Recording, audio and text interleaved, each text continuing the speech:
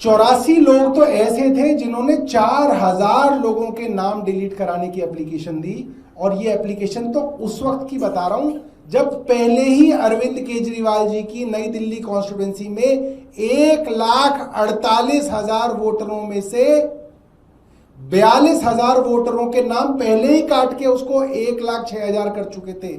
पहले ही कटिंग तो कर चुके थे, तो ट्रिमिंग करने दोबारा आए थे।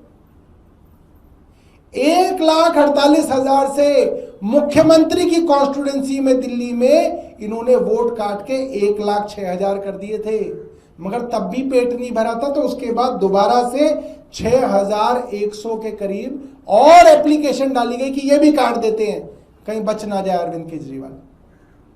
और करीब 10,500 एप्लीकेशन डाली गई, नए वोट बनवाएंगे आखिरी महीने में। और ऐसे कैसे लोग थे?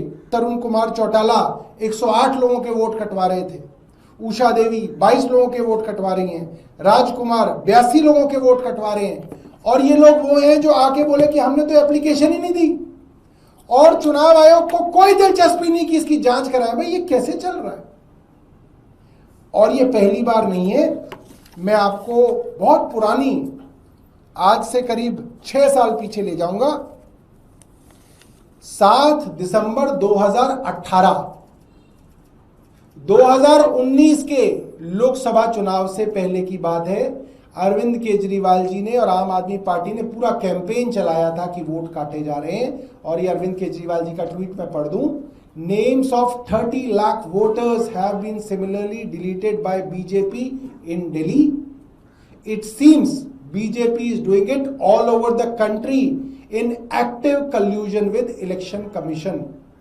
ये ज्वाला गुट्टा जो थी, ये बैडमिंटन प्लेयर थी हैदराबाद की, इनका वोट, इनकी माँ का वोट, इनकी बहन का, इनके फादर का, सबका वोट काट दिया गया था। तब इन्होंने ट्वीट किया था ये कि हम 12 साल से यहां पे रह रहे हैं, तेलंगाना इलेक्शन से पहले हमारे वोट काट दिए गए। आप में से बहुत सारे पत्रकार उस चीज को शायद रिलेट ना कर पाए, मगर जो जो गरीब लोग मेरी इस प्रेस वार्ता को सुन रहे होंगे उनको ये बात मालूम है कि 2013-14 से ये बात अक्सर चुनाव से पहले देखी जा रही है कि जिस दिन वोटिंग वाला दिन है, गरीब आदमी घर से निकलता है वोट डालने के लिए और वहां पता चलता है उसका वोट ही नहीं है। वो परेशान होकर कभी इस टेबल पे कभी उस टेबल पे घूम रहा होता है और उसका वोट नहीं मिल रहा होता। खास तौर पे गरीब इलाकों के अंदर, जहां पे पूर्वांचली लोग अनऑथराइज्ड कॉलोनी में रहते हैं वहां पर, जहां झुकी झोंपड़ियों के अंदर लोग रहते हैं वहां पर, जहां गांव के अंदर छोटे छोटे कमरों के अंदर लोग रहते हैं वहां पर लोगों के वोट बड़े लेवल पे काटे जाते हैं। और हर वो गरीब आदमी जो मेरी इस प्रेस वार्ता को सुन रहा होगा वो आज जान रहा होगा कि उसका वोट कैसे काटा जा रहा है। वोट बिना वेरिफिकेशन के नहीं काटा जा सकता। अगर एप्लीकेशन आएगी तो बीएलओ की ड्यूटी है कि वो जाके वहां पे वेरीफाई करेगा कि आदमी यहाँ रहता है नहीं रहता है, और जब वेरीफाई हो जाएगा तब वोट काटे जाएंगे। मगर इस पिछले 10-11 सालों के अंदर बिना वेरिफिकेशन के फर्जी एप्लीकेशनों की बिना पर लाखों वोटों को काटने का काम पूरे देश में किया गया। राहुल गांधी जी ने आज प्रेस वार्ता की है, मुझे लगता है क्योंकि कांग्रेस बड़ी फुटप्रिंट वाली पार्टी है, आजादी से पहले का इन लोगों की देश के अंदर फुटप्रिंट्स हैं, बड़ा इकोसिस्टम है, अपनी बात को कहते हैं तो ज़्यादा लोगों तक पहुंचा पाते हैं। मगर हम ये बात ज़रूर कहेंगे और हमें बड़ा फ़ख्र है इस बात का कि अरविंद केजरीवाल जी ने ये बात 2018-2019 में कही। दूसरा ट्वीट मैं आपका 2019 का दिखा दूं।